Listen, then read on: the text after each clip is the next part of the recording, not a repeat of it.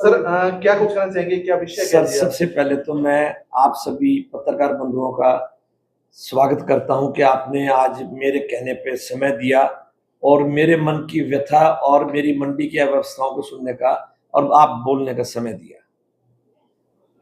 जैसा आप सब भली भांति परिचित हैं कि 1 अप्रैल से अनाज मंडी में गेहूं के भंडारण और उसका कार्य शुरू हो जाता है, खरीद का कार्य शुरू हो जाता है, जिसके लिए मशीनीकरण युग में बहुत संक्षिप्त समय मिलता है। किसान की कृषि उपज जल्दी आती है, उसकी भरान लदान उठाई वगैरह का कार्य चलना होता है, वो सारा सिमट कर 15 से 20 दिन का रह गया है। हमारी मंडियों में मेरे साथ में मेरे पूर्व प्रधान मनोहर मेहता जी बैठे हैं, मैंने भी 9 साल प्रधानगी की, और भी मेरे एसोसिएशन के सभी साथी बैठे हैं, उधर विजय चौधरी जी बैठे हैं। हम लोग गेहूं की सीजन से लगभग 1.5-2 महीने पहले व्यवस्थाओं का निर्माण करने में लग जाते थे कि इतनी आवक को एकदम से संभाल कर संतुलित रूप से सभी आड़तियों को संतुष्ट करते हुए किस प्रकार से गेहूं का निष्पादन किया जाए।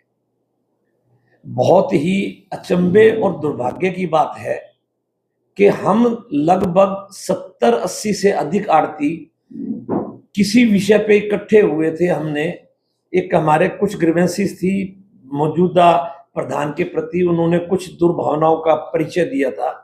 उसमें हमने उनका डिस्कशन करने के बाद ये बात, उनके पदाधिकारी भी 3 हमारे पास मौजूद थे, जिसमें उप प्रधान, सेक्रेटरी और कैशियर भी मौजूद थे।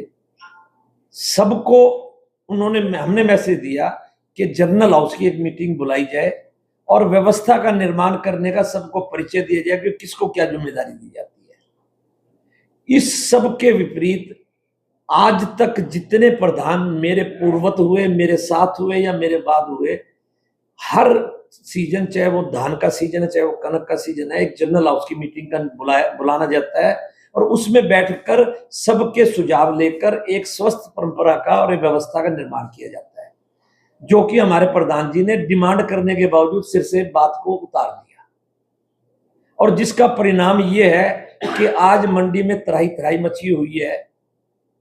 कल आपने प्रधान जी की बाइट सुनी, अभी ठेकेदार मनमानी करता है। अगर आज से पहले प्रशासन के माध्यम से ठेकेदार को समुचित संदेश दिया गया होता और उसके ऊपर कोई ना कोई दंड का निर्धारण किया गया होता, तो प्रधान की ऐसी, अपने ठेकेदार की ऐसी उद्दंडता नहीं थी, हिम्मत नहीं थी कि वो प्रधान को जवाब दे दे भी तेरे से जो होता कर ले। और प्रधान को भी इस बात को सुनकर अगर अफसोस नहीं हुआ तो मुझे तो कम से कम अफसोस है कि उनके साथ कम से कम 450 आड़ती और 600-650 लाइसेंस के आड़तियों का गारिमा जुड़ी हुई है। वो अपने आप को इतना असहाय क्यों महसूस कर रहे हैं? असहाय वो महसूस इसलिए कर रहे हैं कि उनके अंदर, खुद के अंदर जो है एक चोर है, वो अंदर से भयभीत हैं कि उन्होंने इस प्रकार से अपने पद का निर्वहन नहीं किया जो निष्पक्ष निर्वहन होना चाहिए। आज मैं आपके सामने बैठा हूं, मेरी 2 फर्म है, राधेश्याम सुशील कुमार, राधेश्याम एंड सन्स। आज तक एक बैग भी एसोसिएशन के माध्यम से मेरी दुकान का नहीं उठा। मेरे बच्चे, मेरे दुकान का नंबरदार, मेरा अकाउंटेंट, मैं स्वयं, हमने कैसे भागदौड़ करके किसी भी प्रकार से ट्रक को लाए तो हमारा बार बार ट्रक का गेट पास काटने से रोका गया। अभी आपके आने से पहले, कुछ देर पहले ही आपके सामने बात हो रही थी भी मेरे ट्रक का गेट पास नहीं काटा गया। परसों एएफएसओ ने 3 गाड़ियां मेरी लाइन में लौट करके दी और आपको मैंने सबूत दिया है, उन तीनों गाड़ियों के गेट पास मेरी लाइन के किसी भी आड़ती का नहीं कटा, वो पता नहीं कहां गई। अगर ऐसा अव्यवस्था रहेगी तो उसमें भ्रष्टाचार भी होगा। अगर ऐसी जो मनमानी और जोरा जोरी होगी तो वो पैसों का दोहन आड़तियों का होना लाजमी है। इतनी लेट गेहूं का उठान हो रहा है, एक एक आड़ती की 3 से 5 क्विंटल गाड़ी घट रही है साथियों। 3 से 5 क्विंटल का मतलब हुआ कि पूरी की पूरी आड़त का उसमें लग जाना, गेहूं उठाने के पैसे लग जाने, आड़त का फिर तात्पर्य क्या रह गया? किस लिए बैठकर हम काम कर रहे हैं और क्यों हम लोग जो है एक चुने पदाधिकारी बनाते हैं जो अपने पद का निर्वहन नहीं करते। आपके माध्यम से मैं बड़ा स्पष्ट रूप से कहता हूं कि प्रधान जी अपने चहेतों का बड़ा स्मूथली उनका माल उठा है, जिनको प्रधान जी का आशीर्वाद प्राप्त है उनका माल उठ रहा है।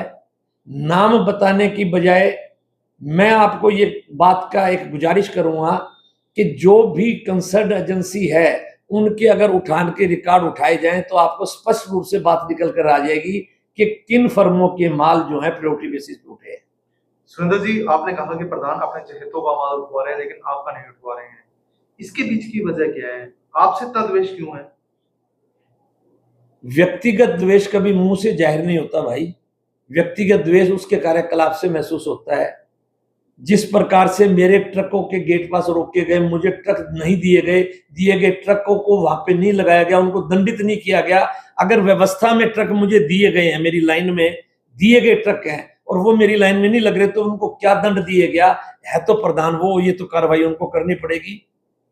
और मेरे से द्वेष क्या है ये तो उनका अंतर मन बताएगा, पर मेरा जो माल है आज तक एसोसिएशन ने एक ट्रक की भी व्यवस्था करके नहीं दी, तो मैं तो इसका और क्या अर्थ निकालूं।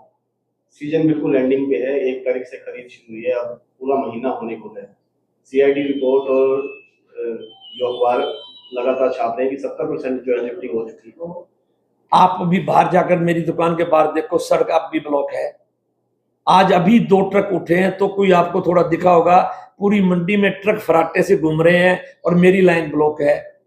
क्या मेरी माल ज्यादा आता है? आपको बता दूं, बड़ा अद्भुत संयोग है कि पूरी 22 नंबर की नुक्कड़ से और 36 नंबर की नुक्कड़ पे 7 दुकानों पे ही माल आता है।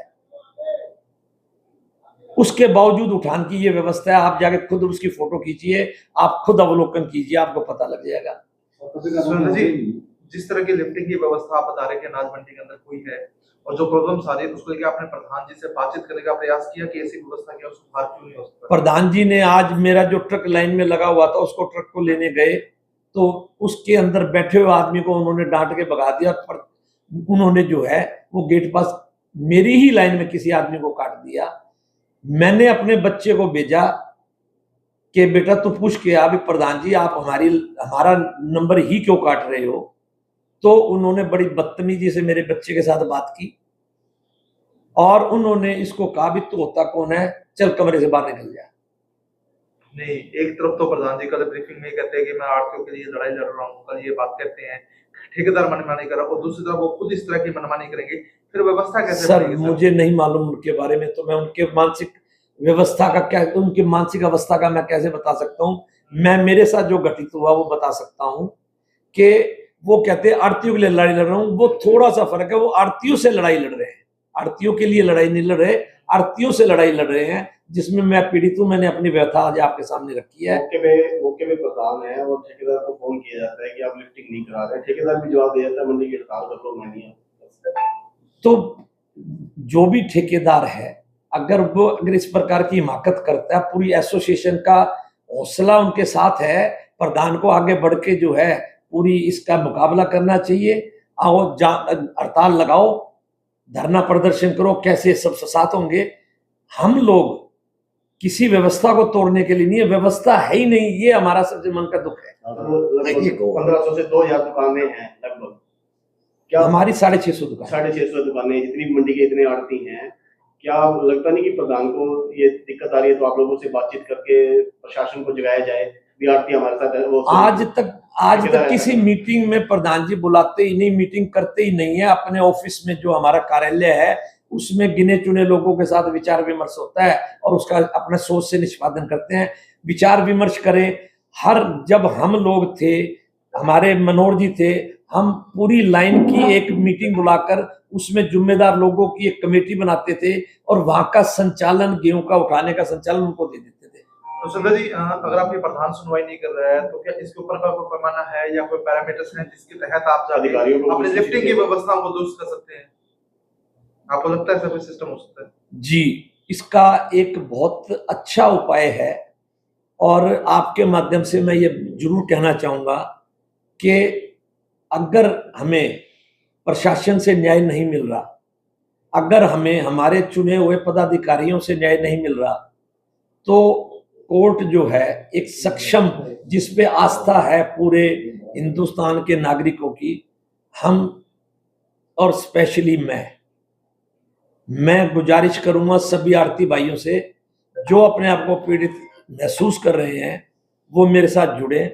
हम कोर्ट से इस पीड़ा का निदान सर्वस्व और संपूर्ण करेंगे।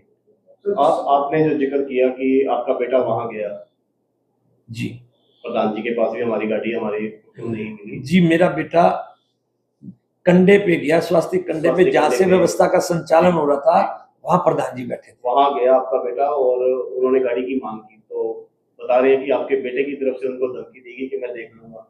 ऐसे मैसेज वायरल हो रहे हैं लगातार सोशल मीडिया। जी, किसी को अपनी गलती को छुपाने के लिए कुछ भी करने का हक है और वो करता भी है। ये एक मानसिक, एक हर आदमी की मानसिक स्थिति यही रहती है।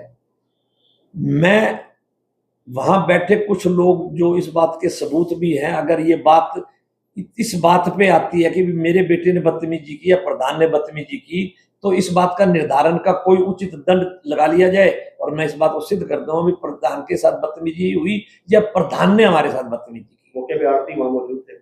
हाँ, बिल्कुल मौजूद थे। तो कोई किसी प्रकार की कोई फुटेज या कुछ ऐसा आपने? फुटेज कौन, बदतमीजी का क्या एहसास होगा? चलते हुए मेरे सामने कोई भी एग्रेशन दिखा दे, उसका मुझे क्या एहसास होगा? मेरे बच्चे को ये थोड़ी पता था कि वो एक सक्षम अपने चुने हुए अधिकारी के पास जा रहा है, हमारे जो प्रधान है उनके पास जा रहा है और वो ऐसी बात कर देंगे, ये सोच तो नहीं सकते हैं।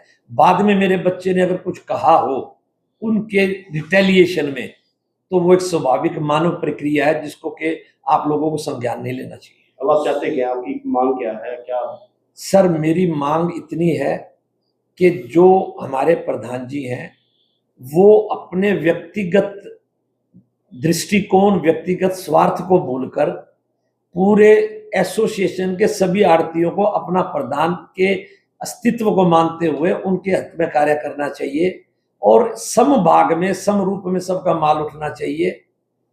अगर आज 7 दिन से हम लोग लगातार इस प्रयास में लगे हुए थे भी ये बात जो है हमें, हमारी मन की पीड़ा बाहर ना आए, पर बार बार जब एक आदमी बहुत ज्यादा पीड़ित हो जाता है तो फिर आपके अलावा मेरे पास बात को आगे तक पहुंचाने का और कोई जरिया नहीं था। सभी सांसद भी आई थी, कुमारी शैलजा भाई विधायक भी आए थे, गोकुल सेठिया और अभय सिंह भी आए थे। किसानों हक में अगर कोई भी समस्या हो हमारे पास पहुंचो, हम अधिकारियों को बताइए। उनके पास भी आप कहीं गए हैं?